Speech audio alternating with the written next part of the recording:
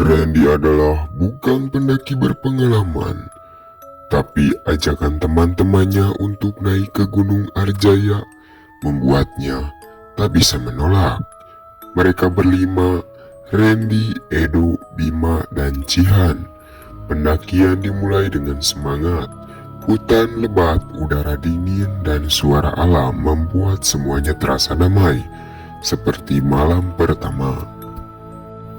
Di pos 3, saat mereka membuka tenda dan memulai memasak, Randy merasa ada yang aneh. Beberapa kali dia merasa dilihat dari balik pepohonan, tetapi saat ia menoleh, tak ada siapapun. Malamnya, Randy terbangun karena mendengar suara orang berbisik di luar tenda. Tolong, aku tersesat. Dan Randy pun membuka resleting tenda dengan pelan. Di luar gelap, hanya suara angin, tapi tepat di bawah pohon besar ia melihat sosok perempuan berpakaian lusuh berdiri membelakanginya.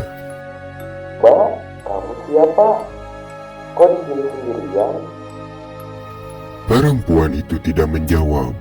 Ia perlahan menoleh.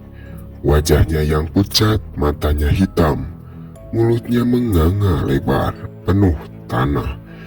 Randy menjerit dan terjatuh ke belakang, membangunkan teman-temannya. Tapi saat mereka keluar, sosok itu sudah menghilang. Mereka mencoba menenangkan Randy. Mungkin hanya mimpi kali, Ren, kata teman-temannya. Namun besoknya, saat mereka melanjutkan perjalanan ke puncak, satu persatu mulai mengalami kejadian aneh. Lita merasa ada yang menggenggam tangannya saat berjalan, padahal tak ada siapapun.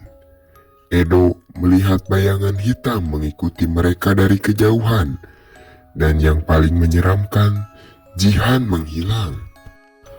Mereka mencarinya selama 2 jam. Akhirnya mereka menemuinya. Dia sedang duduk diam di pinggir jurang, matanya kosong. Saat ditanya hanya menjawab lirih. Dia mengajakku turun. Dia bilang dia ingin teman. Malam kedua mereka memutuskan untuk turun, tapi jalurnya yang mereka lewati seketika berubah. Kompas pun tidak berfungsi. Mereka berputar-putar di tempat yang sama. Saat malam tiba, hanya tersisa 3 orang, Randy, Bima, dan Lita. Edo menghilang saat mereka ke sungai kecil, dan saat mereka mencari, mereka malah menemukan tenda usung penuh lumpur dengan tulisan kanvasnya. Pulang sebelum matahari terbenam. Randy sadar bahwa mereka masuk wilayah yang salah, bukan jalur resmi. Mungkin mereka melanggar sesuatu. Paginya, hanya Randy yang berhasil ditemukan oleh tim SAR. Ia ditemukan pingsan di jalur pendakian lama yang sudah ditutup bertahun-tahun. Tubuhnya kotor, matanya trauma. 3 temannya hilang dan tak pernah ditemukan.